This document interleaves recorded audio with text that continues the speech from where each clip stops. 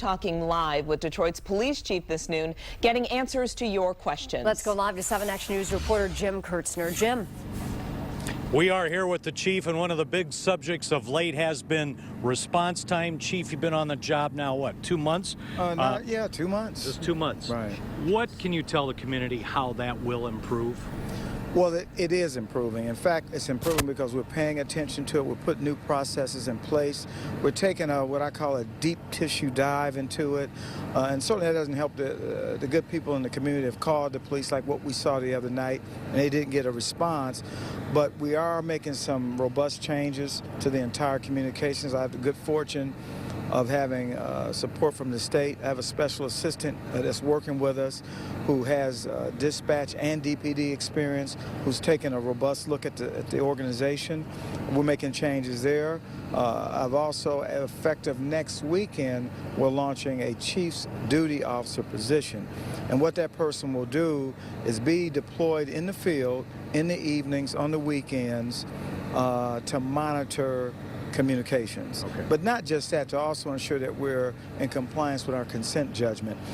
That's a program that's going to put in place after we start the restructuring, but I felt given the recent events that we need to do it sooner than later. So we'll have command officers in the field on the weekends. A controversial issue, though, is how you're going to log response times. Does the clock start when the call comes in or when a unit is dispatched? That can be a huge difference, as we saw just this week. Some people can wait an hour or two before a car is even dispatched. So why not start that clock when they call in? Well, the clock technically does start, but what we're rated on, and again, I said I wanted to adhere to a best practice that's used in other places.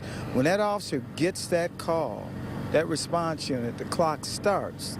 The clock stops when they arrive at scene. That's true response. But if that's going to be the time of record, isn't that disingenuous or dishonest with the community? Not disingenuous. I mean, if I call and it's a priority one, and I have to wait an hour, but then the call is dispatched and they're there in 8 minutes, you're logging 8 minutes, not 68 minutes. Oh, I disagree with you. I'm saying we're going to adhere to a best policing practice. However, that's not to say that when a citizen calls 911, there is a clock that starts. Okay. But it should be a simultaneous, and how it should work is that 911 operators, they're taking information. That information is being pushed to the dispatcher. So what we're looking at now is once it's pushed to the dispatcher, are they sitting on it? Right. So this is why we put new processes. We reported out about a month ago that we started the prioritization of calls. We have a process called retoning. So let's say hypothetically, in the sense of we have 8 scout cars deployed in the precinct, and all 8 are busy on non-priority events. This hot call comes in. Can pull one. That dispatcher knows that scout car, say 10-6, is tied up on a report.